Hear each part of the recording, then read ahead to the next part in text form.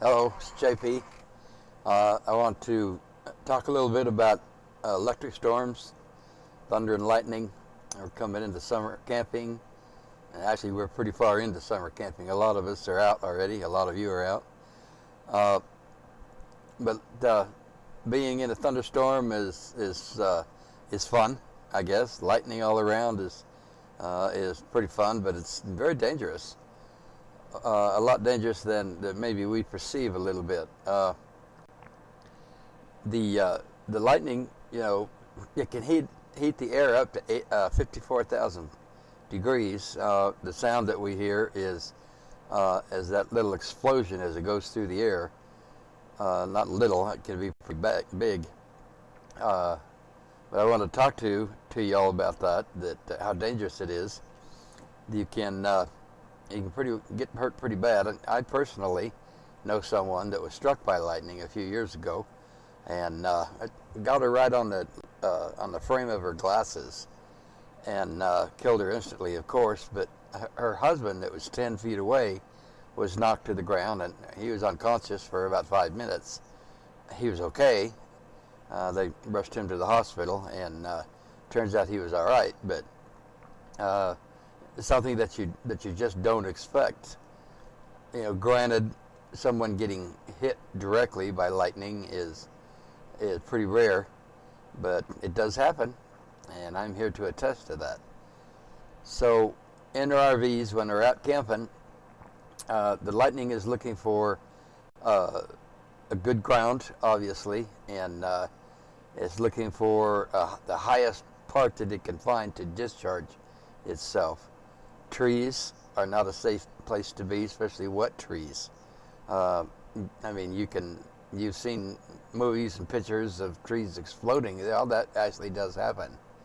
That old adage of being, you're safe because you're inside your vehicle and you have rubber tires. Now, that's not true at all. It's not a very far jump from the metal of your wheels to the ground. That'll cause a big discharge. What saves you is the metal framing in your RV. And give it a good channel to get to ground and discharge. So obviously, washing dishes, hanging on to faucets, not anything metal.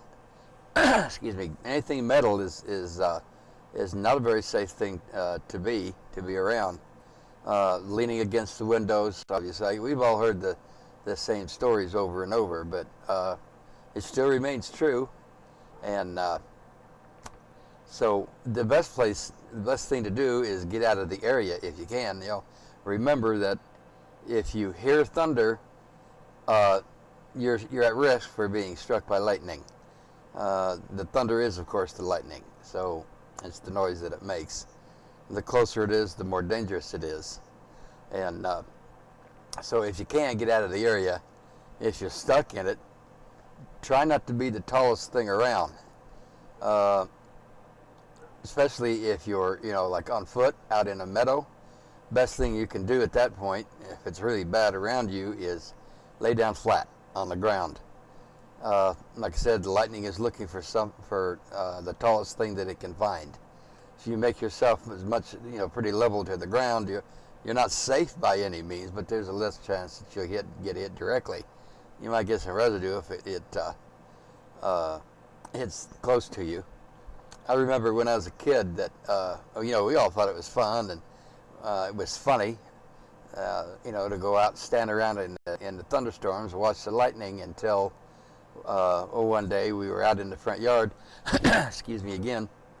And there was a lightning strike in the middle of the street, and it was instantaneous, light and sound all at one time. There was no delay whatsoever. Well, of course, we all went running inside. But if I'd have known then what I know now, well, I wouldn't have been out there at all. So, but that's kind of what I wanted to talk to y'all about, was just a reminder just how dangerous lightning can be, and especially if you're not careful. So, the thing to do is just get out of the area if you can, or try to make yourself as safe as you possibly can. The lightning's going to follow the metal frame and the RV, so stay away from windows and faucets. And of course, unplug everything. Shut everything down and unplug it. And just hunker down and wait for it to go away. That's about it. Try to have a good day. And talk to you later.